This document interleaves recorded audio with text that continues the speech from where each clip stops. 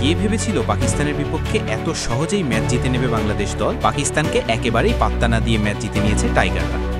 গতকাল রোববার মিরপুরে শেরে বাংলার পরিচিত কন্ডিশনে ফিরেই যেন নিজেদের হারানো আত্মবিশ্বাস খুঁজে পেল বাংলাদেশ। মাস দেড়েক আগে পাকিস্তান সফরে স্বাগতিকদের বিপক্ষে টি-20তে হোয়াইট হোর্স হয়েছিল টাইগাররা। এবার ঘরের মাঠে যেন নিজেদের প্রমাণ করল বাংলাদেশ।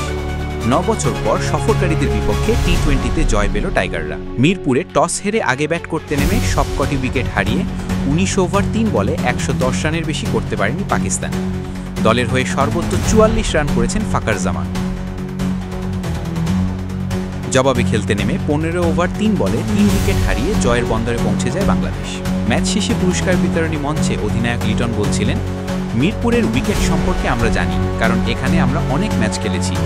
দ্বিতীয় ইনিংসে বল ভালো আসছিল, হয়তো শিশিরের কারণে আমরা দ্রুত উইকেট তুলে নিতে পেরেছি। আর সহজ ক্যাচ মিস কিছু সময় হতে পারে, আবার অনেক সময় কঠিন ক্যাচও ধরবেন। আর মিরপুরে মুস্তাফিজ কেমন কাজে লাগে সেটা তো জানাই। এছাড়া তাসকিন, সাকিব দারুণ বল করেছে। মিরপুরের পিচ নিয়ে আপনার মতামত কমেন্ট করুন।